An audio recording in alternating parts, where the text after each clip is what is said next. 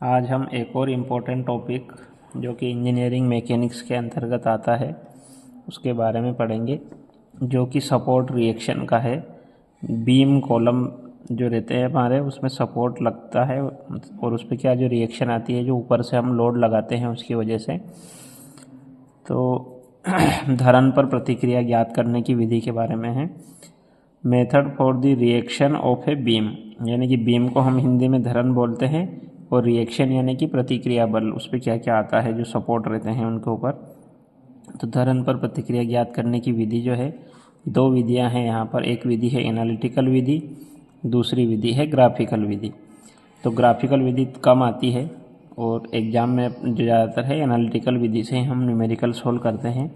तो analytical method for the reaction of a beam, धरन पर प्रतिक्रिया ज्ञात करने की बीजगणितीय विधि। तो इस विधि में क्या करना है अपने को कि सीखना है कि भाई अगर कोई बीम है, कोई कॉलम है, कोई सपोर्ट है, उस पर अलग अलग जो रिएक्शन आ रही है उनको हम कैसे निकालेंगे। तो उसके लिए हम क्या करेंगे, consider a simply supported beam A B of span L. तो हम क्या करते हैं, यहाँ पर एक बीम है जिसका नाम ए बी है और लंबाई कितनी है उसकी, एल है, जिस पर सब्जेक्टेड टू पॉइंट लोड यानी कि बिंदु भार लग रहे हैं उस पर W1, W2 और W3। और ये कहाँ पर लग रहे हैं, उसकी डिस्टेंस दे रखी है A, B and C respectively from the support A। यहाँ पे ये ध्यान रखना जरूरी है कि भाई डिस्टेंस हम कहाँ से ले रहे हैं, सपोर्ट A से ले रहे हैं कि सपोर्ट B से ले रहे हैं। तो इसमें सबसे पहले मैं यहाँ पर एक डायग्राम बनाता हूँ आपको। ये मैंने यहाँ पर एक बीम बना दिया है। इस तरह से हम यहाँ पर हम एक बीम बना देंगे और इस बीम को नाम दे देंगे हम A B। तो यहाँ पर ये सिंपली सपोर्टेड बीम में जो दोनों कोने रहते हैं बीम के, वहाँ पर हम दो सपोर्ट लगा देते हैं और ये हो जाता है A वाला।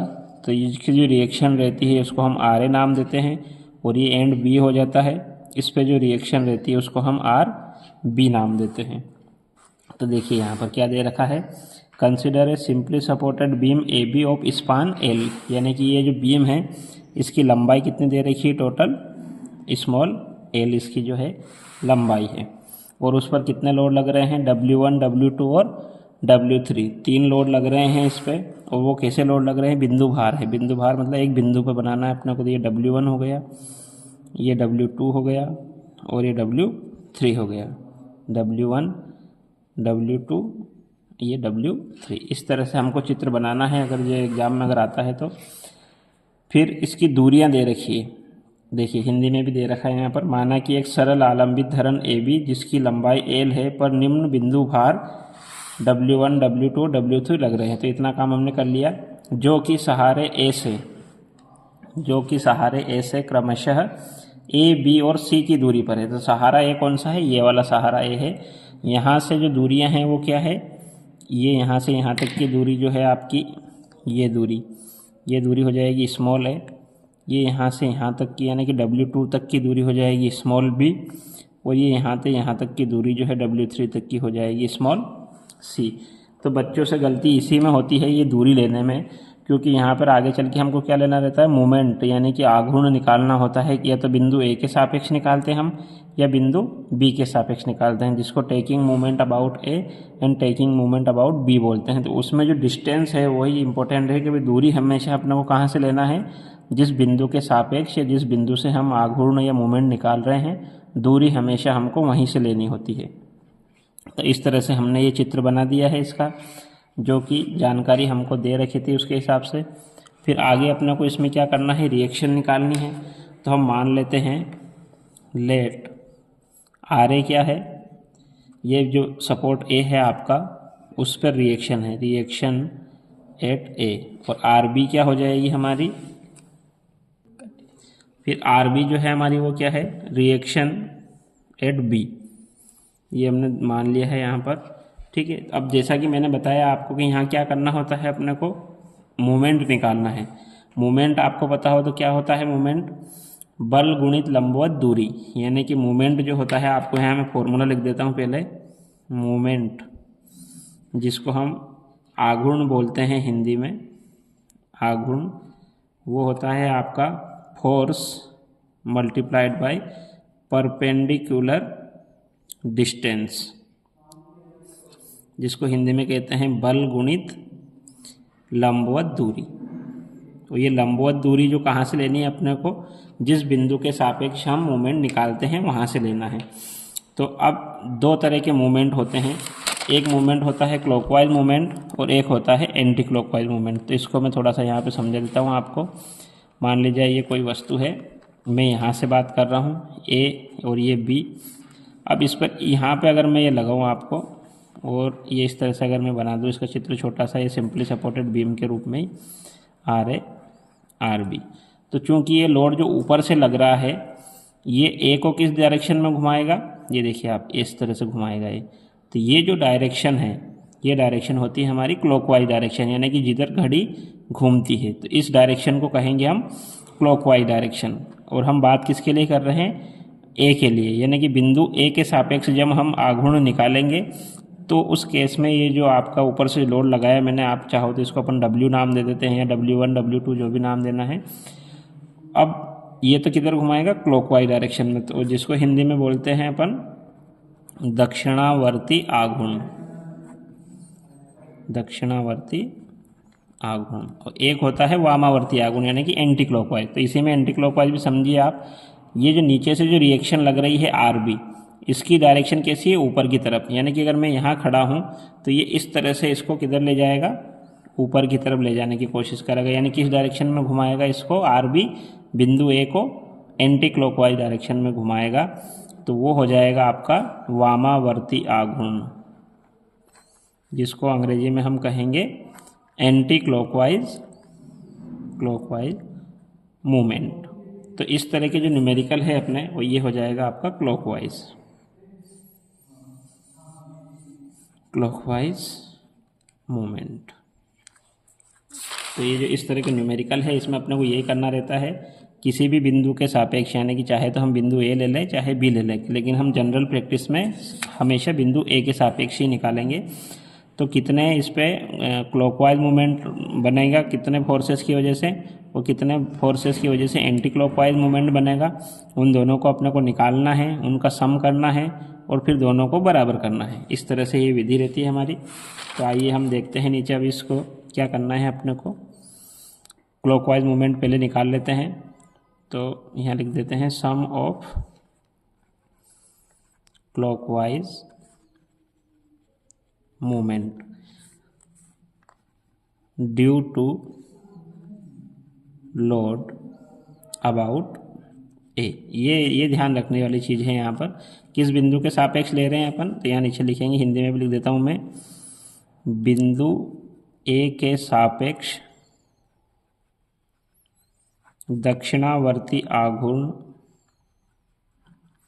दक्षिणावर्ती आघूर्णों का योग जो होगा आपका, देखिए यहाँ चित्र में समझाता हूँ मैं आपको। ऊपर से जो W1 लग रहा है और ये W2 ये W3, तीनों की डायरेक्शन कैसी है, नीचे की तरफ ही है इन तीनों की डायरेक्शन, ठीक। तो ये इस तरह से किधर घुमाएंगे बिंदु ए को, ये भी क्लॉकवाइज घुमाएगा, ये भी क्लॉकवाइज घुमाएगा और ये भी क्लॉकवाइज घुमाएगा। यानी कि W1 W2 और W3 तीनों ही बिंदु ए को किस डायरेक्शन में घुमाएंगे, क्लॉकवाइज डायरेक्शन में, यानी कि दक्षिणावर्ती दिशा में। अब दूरी की बात कर रहे हैं, क्यों, क्योंकि मोमेंट क्या होता है, force multiplied by perpendicular distance, या बल गुणित लंबवत दूरी। तो बल तो ये हो गया अपना भार या लोड। अब दूरी की बात करते हैं। तो दूरी कहाँ से लेना है हमको, बिंदु ए से लेना है। तो W1 के लिए दूरी क्या हो जाएगी, स्मॉल है, W2 के लिए स्मॉल b, और W3 के लिए दूरी क्या हो जाएगी, c, स्मॉल c। तो इस तरह से ये क्या हो जाएगा आपका W1 इंटू ए, बल गुणित लंबवत दूरी, ये एक मूवमेंट हो गया, W2 इंटू बी ये दूसरा हो गया, और W3 इंटू सी। इस तरह से यहाँ पर तीनों जो है ये तीनों क्लॉकवाइज मूवमेंट है, इसलिए हमने इन तीनों को जोड़ दिया है। फिर से हम उसी बिंदु के सापेक्ष क्या निकालेंगे, जितने भी लोड अब बचे हुए हैं उनकी वजह से एंटी क्लॉकवाइज मूवमेंट। तो यहाँ पर देखोगे आप, इस बिंदु पे खड़े हैं हम, तो ये RA जो है ये इसी बिंदु से होकर गुजर रहा है, इसलिए इसकी खुद से परपेंडिकुलर डिस्टेंस 0 हो जाती है। तो तो इसलिए इसका आघूर्ण जो है वो 0 हो जाता है, क्योंकि यहाँ पर हम force multiplied by perpendicular distance करते हैं और लंबवत दूरी 0 होने पर बल में जब 0 का गुणा होगा तो वो भी 0 आ जाएगा। इसलिए RA की वजह से कोई रिएक्शन या कोई मूवमेंट नहीं निकलेगा। ऐसे अगर अपन B के सापेक्ष निकालते हैं तो फिर RB की वजह से नहीं निकलेगा। तो ऐसा ध्यान रखना है कि जिस बिंदु के सापेक्ष या जिस बिंदु से हम मूवमेंट ले रहे हैं उस बिंदु की वजह से अगर वहाँ से कोई फोर्स गुजर रहा है उसकी लाइन ऑफ एक्शन से उस बिंदु से, तो उसकी वजह से मूवमेंट 0 होता है।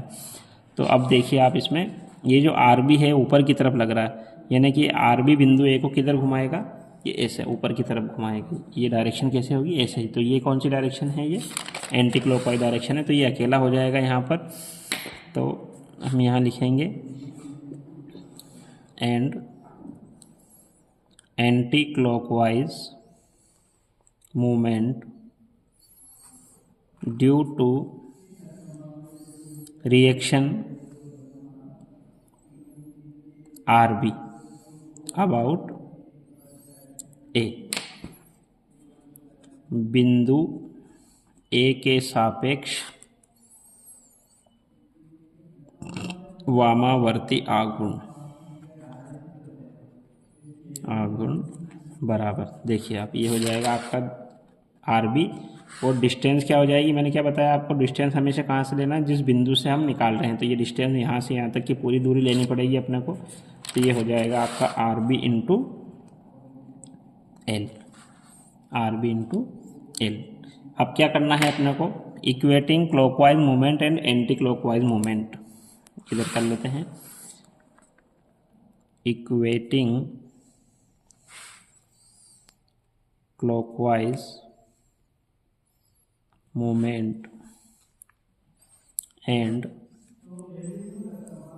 Anti clockwise movement about A। दक्षिणावर्ती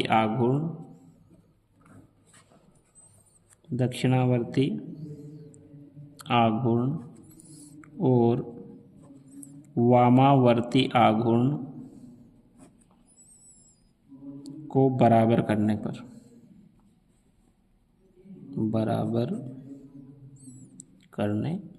ठीक है, हम बराबर कर देते हैं। तो ये एंटी क्लॉकवाइज मूवमेंट तो हो गया आपका RB इंटू L और क्लॉकवाइज मूवमेंट हो गया हमारा W1 into A plus W2 into B plus W3 into C। अगर हमको अब रिएक्शन निकालना है तो यहाँ से RB की वैल्यू आ जाएगी हमारे पास, ये L से यानी कि जो डिस्टेंस है इसकी वैल्यू रहेगी हमारे पास, तो इसका इधर भाग दे देंगे। तो यहाँ से वैल्यू किसकी निकल जाएगी, हमारी RB की वैल्यू यहाँ से निकल जाएगी। और RA की वैल्यू के लिए क्या करना पड़ेगा हमको, हम जानते हैं कि चूँकि बीम संतुलन में है, चूँकि बीम या इसको हिंदी में धरन भी बोलते हैं, चूँकि धरन संतुलन की अवस्था में है,